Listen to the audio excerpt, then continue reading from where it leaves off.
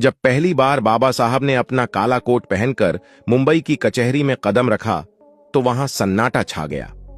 वहां मौजूद सवर्ण वकील उन्हें पहचान गए।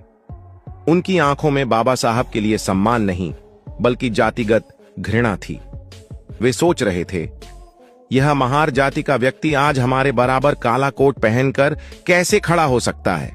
बाबा साहब कचहरी के अंदर अपने बैठने के लिए जगह ठिया तलाश रहे थे, लेकिन जातिवाद से ग्रसित उन वकीलों ने उन्हें अपने बीच बैठने नहीं दिया। तभी एक अहंकारी वकील ने बाबा साहब पर तंज कसते हुए कहा, अरे बैरिस्टर, तुम तो इतने पढ़े लिखे विद्वान हो, तुम्हें हमारे बीच इस कचहरी में बैठने की क्या जरूरत? तुम तो बाहर सड़क किनारे भी अपना बोरा बिछा लोगे तो तुम्हारी दुकान चल पड़ेगी। यह एक गहरा अपमान था, लेकिन बाबा साहब तो सागर की तरह गंभीर थे। उन्होंने उस अपमान के घूंट को पी लिया।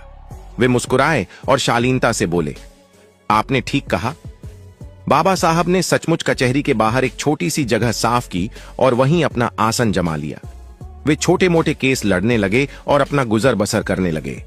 उसी शहर में एक बहुत अमीर सेठ रहता था। उस सेठ का एक इकलौता बेटा था जिस पर हत्या का आरोप लगा था और निचली अदालत ने उसे फांसी की सजा सुना दी थी। सेठ और सेठानी पर दुखों का पहाड़ टूट पड़ा। सेठ ने मुंबई का कोई ऐसा नामी गिरामी वकील नहीं छोड़ा जिसके दरवाजे पर वह न गया हो।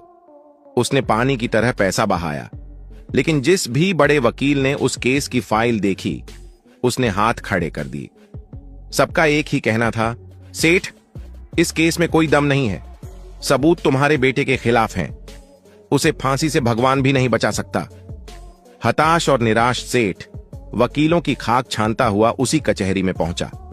उसकी आंखों में आंसू थे और हाथ में बेटे की फाइल। तभी उसी अहंकारी वकील ने, जिसने बाबा साहब का मजाक उड़ाया था, सेठ को देखा।